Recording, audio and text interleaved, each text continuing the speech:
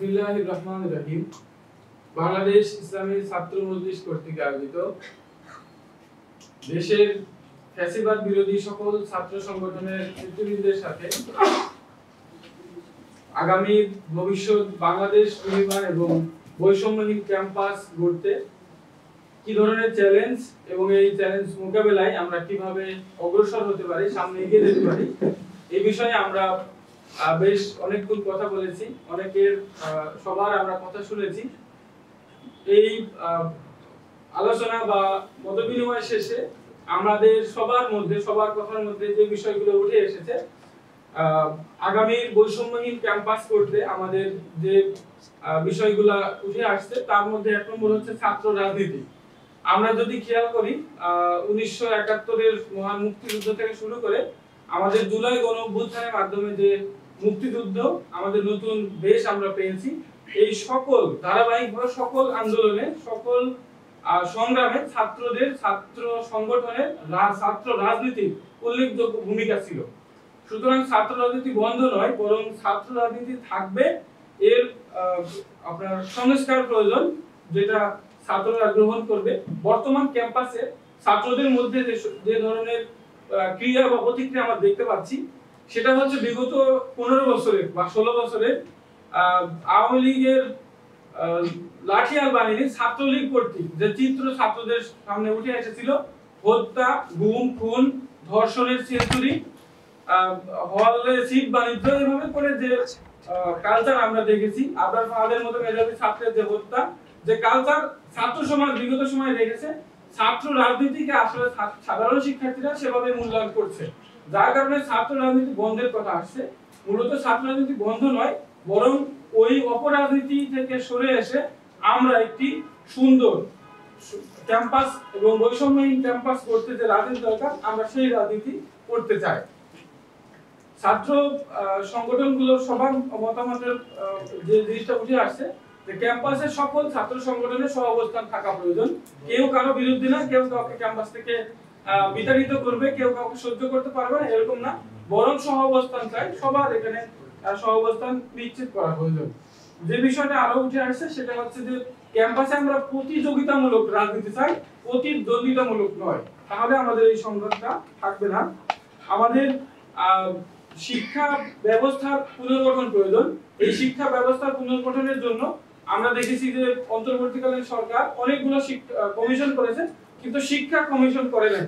আমাদের আজকের এই মিটিং থেকে, মতবিনিময় সভা থেকে আমরা দাবি জানাতে চাই, অতি দ্রুত শিক্ষা কমিশন গঠন করা হোক এবং এই দেশে অধিকাংশ মানুষের ম্যান্ডেট অনুযায়ী একটি যোগ্য নেতৃত্ব তৈরির জন্য, আগামীর ভবিষ্যৎ যোগ্য নাগরিক গড়ে তোলার জন্য, স্বনির্ভর মানুষ তৈরির জন্য যে ধরনের শিক্ষা ব্যবস্থা দরকার, সেই ধরনের শিক্ষা ব্যবস্থা যেন গড়ে তোলা হয়, আমরা সেই দাবি জানাচ্ছি।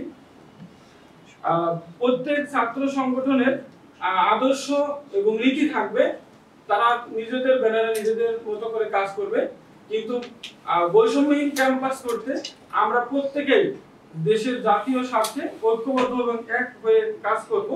এই বিষয়টা উঠে আসছে যে হলে সিট দেওয়ার ক্ষেত্রে মেধার ভিত্তিতে সিট দিতে হবে, তাহলে শিক্ষার্থীরা মেধার পিছনে ছুটবে বা পড়ালেখার পিছনে ছুটবে, বড় ভাইদের পিছনে ছুটবে না। এইটা হচ্ছে আমাদের গুরুত্বপূর্ণ বিষয় উঠে আসছে ছাত্র সংগঠন, ছাত্র সংসদ নির্বাচনের বিষয়ে, যে আগামী নতুন বাংলাদেশ বিনির্মাণে যারা নেতৃত্ব দিবেন, নেতৃত্ব গড়ে তুলতে ক্যাম্পাসের যে বর্তমান অবস্থা, এই পরিবর্তন জন্য সুষ্ঠু ক্যাম্পাসের পরিবেশ ফিরিয়ে আনার জন্য ছাত্র সংসদ নির্বাচন অত্যন্ত গুরুত্বপূর্ণ। অবশ্যই যত দ্রুত সম্ভব ছাত্র সংসদ নির্বাচন দিতে হবে, কিন্তু কোনো টাইম ফ্রেমের মধ্যে বেঁধে দিলে হবে না, বা কে অংশগ্রহণ করতে পারবে না, কে অংশগ্রহণ করতে পারবে, এগুলো বলে দ্বিধাদ্বন্দ্ব এবং বিভক্তি সৃষ্টি না করে একটি যৌক্তিক সময়ের মধ্যে ছাত্র সংসদ নির্বাচন চালু করতে হবে, যেন এই সমস্ত ক্যাম্পাসে সংকট না থাকে। আমাদের ক্যাম্পাসের এবং আগামী বাংলাদেশ নির্মাণে সমস্যা এবং সংকটের মূল যেখানে আছে আমাদের ঐক্য নাই বা ঐক্য আছে, এইগুলো নিয়ে কথা হচ্ছে। আজকের এই টেবিল প্রমাণ করে আমাদের ছাত্র সংগঠনগুলোর মধ্যে অবশ্যই ঐক্য আছে। আমরা ঐক্যবদ্ধ বলেই এক টেবিলে বসতে পারছি, একসাথে কথা বলতে পারছি। আমাদের এই ঐক্যকে ধরে রাখতে হলে আগামীর নতুন বাংলাদেশ বিনির্মাণে আমরা যদি অগ্রসর হতে চাই, তাহলে আমাদের সকল ছাত্র সংগঠনগুলোর সমন্বয়ে একটি ছাত্র কাউন্সিল গঠন করা প্রয়োজন, যে ছাত্র কাউন্সিল সারা দেশের সকল ছাত্রদের প্রতিনিধিত্ব করবে। শুধু একটি ছাত্র সংগঠন নয় বা কোনো একটি দল এই জুলাই গণঅভ্যুত্থানের মাধ্যমে যে আমরা নতুন বাংলাদেশ পেয়েছি, এটা একক কোনো সংগঠন বা কোনো দল এর ভ্যানগার্ড নয় বা এর দাবিদার হতে পারে না, বরং সকল ছাত্র সংগঠন ছাত্র জনতাই এই জুলাই গণঅভ্যুত্থানে অংশগ্রহণ করেছে, জীবন বাজি রেখে লড়াই করেছে। সুতরাং আমাদের এই চিন্তা থেকে বেরিয়ে আসতে হবে যে শুধু একটি বা সংগঠন বা একটি দলই এই জুলাই গণঅভ্যুত্থান করেছে বা সফল করেছে। এখান থেকে বেরিয়ে এসে আমাদেরকে স্বীকার করতে হবে, মূল্যায়ন করতে হবে সবাইকে, যে সকল ছাত্র সংগঠন, সকল ছাত্র সমাজ, ছাত্র জনতা গণঅভ্যুত্থানের মাধ্যমে এই নতুন বাংলাদেশ আমরা পেয়েছি। এটা আমাদের স্বীকার করতে হবে এবং এটার জন্য আমাদের একটা জাতীয় ছাত্র কাউন্সিল গঠন করতে হবে। এই ব্যাপারে সবার পরামর্শ আসছে। আগামীর স্বনির্ভর নতুন বাংলাদেশ বিনির্মাণের জন্য আমাদের সবচেয়ে বড় যে চ্যালেঞ্জ, সেটা হচ্ছে যে বিগত 15 বছরে যে খুনি ফ্যাসিজম শেখ হাসিনা সরকার ছিল, আওয়ামী লীগ সরকার ছিল, আমাদের প্রথম চ্যালেঞ্জ হচ্ছে এই ফ্যাসিজমের বিচার করতে হবে। আওয়ামী খুনি শেখ হাসিনা সহ তার দোষরদের অতি দ্রুত গ্রেফতার এবং বিচারের আওতায় আনতে হবে। যদি এটা এবং আওয়ামী ফ্যাসিজমের আমলে যে সমস্ত নিয়োগ হয়েছে, প্রশাসন থেকে শুরু করে সর্বক্ষেত্রে যে সমস্ত নিয়োগ হয়েছে, তাদের খুঁজে বের করতে হবে যে কারা তারা এবং তাদের বিচারের আওতায় আনতে হবে। তো এটা হচ্ছে আমাদের আগামী বাংলাদেশ বিনির্মাণে প্রথম চ্যালেঞ্জ, যেটা সরকারকে উত্তরণ করতে হবে। আমাদের জুলাই গণঅভ্যুত্থানে যে সমস্ত ভাইরা শহীদ হয়েছে, তাদের পর্যাপ্ত সম্মান এবং ক্ষতিপূরণ দিতে হবে।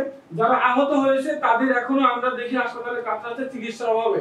আমরা এই প্রোগ্রাম থেকে দাবি জানাতে চাই সরকারের কাছে, অতি দ্রুত নিহত এবং আহতদের যথাযথ সম্মান দিতে হবে এবং ক্ষতিপূরণের ব্যবস্থা করতে হবে।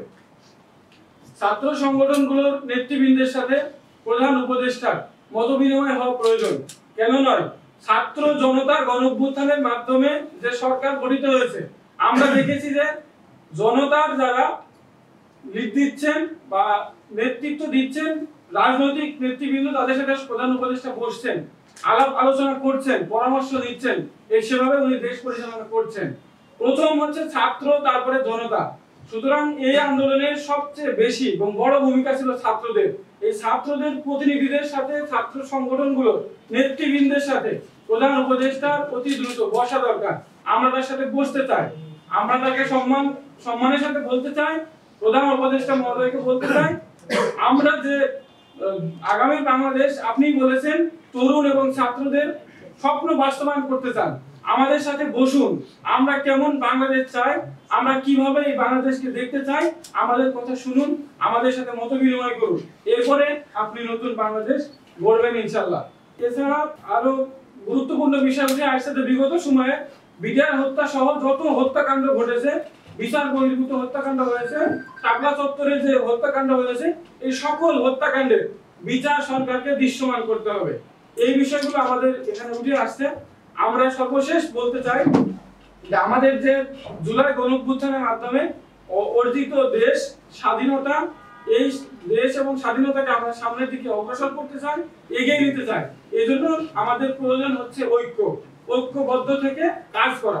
আমাদের আজকে এই টেবিলে বসার মাধ্যমে বাংলাদেশ ইসলামী ছাত্র শিবির, ছাত্রদল, বৈষম্য বিরোধী ছাত্র আন্দোলন সহ সকল ছাত্রবৃন্দ এখানে উপস্থিত হওয়া, বসা, এক টেবিলে আসার মাধ্যমে এই টেবিল প্রমাণ করে আমরা ঐক্যবদ্ধ ছিলাম, ঐক্যবদ্ধ আছি। শেখ হাসিনাকে আমরা বিতাড়িত করেছি। এইরকম কোন ফ্যাসিজম যদি আবারও আসার চেষ্টা করে, এই ছাত্র সমাজ, এই ছাত্র নেতৃবৃন্দ আবারও এইরকম রক্ত দিয়ে আবু সাইদের মতো, মুগ্ধের মতো বুকে রক্ত, তাজা রক্ত ঢেলে দিয়ে এইরকম ফ্যাসিজমকে আবারও বিতাড়িত করার জন্য আমরা প্রস্তুত আছি ইনশাআল্লাহ।